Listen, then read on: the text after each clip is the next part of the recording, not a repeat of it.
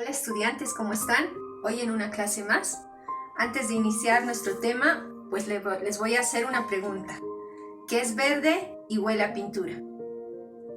Esa respuesta la damos al final de la clase. Mientras tanto, piensen. Hoy nuestro tema es la crónica en la época colonial. Ustedes se preguntarán ¿qué es la crónica? Pues la crónica es una narración cronológica de hechos sucedidos. La palabra cronología significa los hechos que suceden en orden de tiempo. A eso nos referimos con esta palabra.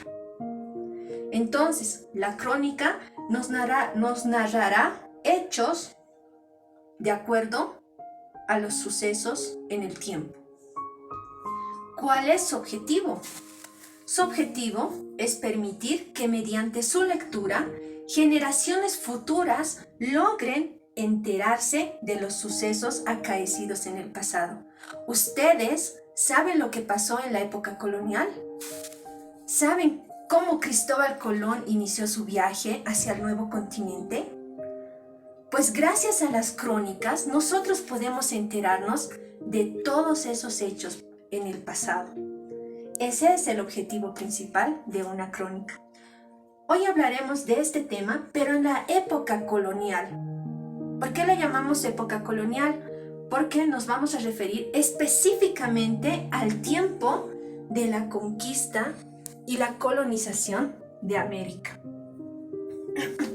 Entonces, ¿cómo creen que se registraban los hechos en ese tiempo? En la época colonial no existían celulares y tampoco máquinas de escribir. Entonces, habían personas especialistas. Eran llamados cronistas. ¿Quién era el cronista? El cronista era un funcionario dedicado a escribir la historia enalteciendo los hechos de los españoles. Durante la época de la colonización, pues fue el auge para que aparecieran muchos historiadores y cronistas aficionados. Dentro de estos cronistas teníamos soldados, religiosos, funcionarios de diversos rangos. En sí, el funcionario era contratado específicamente para escribir y los reyes, el gobierno español, los reyes de ese tiempo, pues daban un pago especial a todo aquel que registre la historia. Por lo tanto, muchos se dedicaron a hacer las crónicas en este tiempo. Durante todo este tiempo, durante ese tiempo de la colonización, pues ellos vinieron y nos impusieron su cultura, su civilización, incluyendo la lengua, su religión y las leyes. Cuando los colonizadores llegaron a al nuevo continente americano, ellos nos veían como salvajes. Entonces, nos impusieron su cultura, sus costumbres, su lengua, y las crónicas también eran escritas en las lenguas de los colonizadores. Ahora se preguntarán, ¿cómo escribían? Pues lo hacían a mano. Cada crónica registrada era un manuscrito, a mano y con tinta, por lo que supongo que los cronistas tenían que tener pues una caligrafía excelente para que sus letras sean legibles y entendibles. Hoy en día, las crónicas son libros de consulta para los historiadores y para todo aquel que quiere conocer el pasado. Es que gracias a los cronistas, hoy nosotros encontramos en los textos la historia del nuevo continente americano. Vamos a continuar con la segunda parte. Vamos a ver los cronistas de la época colonial. Como dijimos anteriormente, esta época fue para que muchas personas se dedicaran a escribir las crónicas. Hubieron historiadores, muchos aficionados como soldados, sacerdotes, en sí, muchas personas que decidieron empezar a escribir los sucesos observados en esa época. pero dentro de los más sobresalientes tenemos a 4 personajes: Pedro Mártir de Anglería, Bartolomé de las Casas, Gonzalo Fernández Oviedo y Jean Baptista Labat. Pedro Mártir era un cortesano al servicio de los reyes católicos. Se lo conoce por sus escritos acerca del descubrimiento de América. Su obra más sobresaliente titula Décadas del Nuevo Mundo. Bartolomé de las Casas, denominado el patrón de los indios por defender los derechos de los indígenas. Sus obras detallan la primera fase de la conquista y una de sus obras titula Historia de las Indias. Tenemos a Gonzalo Fernández Oviedo.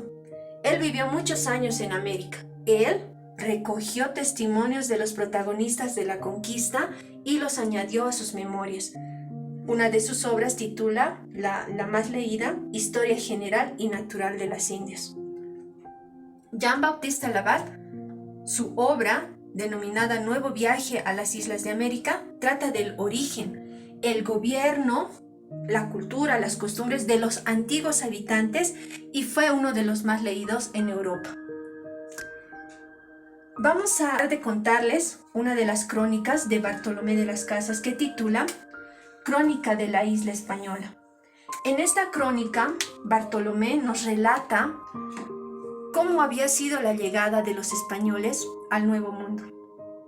Nos relata que él había observado estragos, destrucción de parte de estas personas, incluso actos violentos hacia los indígenas, ¿no?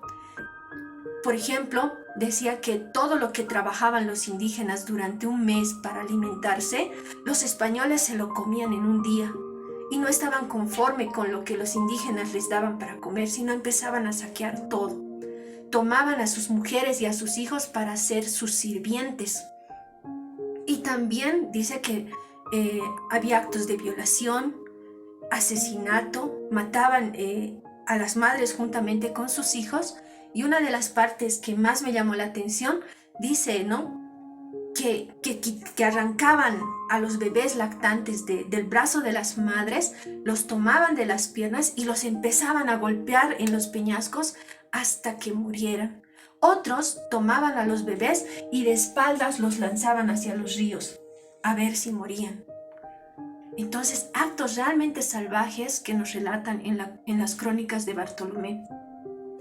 También nos dice que estas crónicas Bartolomé las ha expuesto ante los reyes para que se pudieran respetar los derechos de los indígenas, pero no le hicieron caso en ese momento, en ese tiempo. Él nos cuenta esta otra parte de lo que fue la conquista y de la época de la colonización. Bueno, jóvenes, vamos a ver ahora una parte que es importante también para que ustedes la trabajen, que es la estructura de la crónica. Al igual que cualquier texto, la crónica tiene un título, tiene el cuerpo, donde relatamos los hechos observados, ¿no?, los hechos sucedidos, y tiene una conclusión. Una conclusión, donde el autor puede hacer un juicio de valor o una opinión respecto a los hechos narrados en la crónica.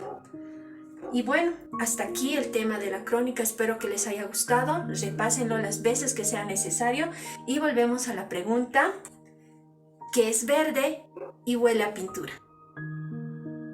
¿Tienen la respuesta? Pues la pintura verde. ¡Chao!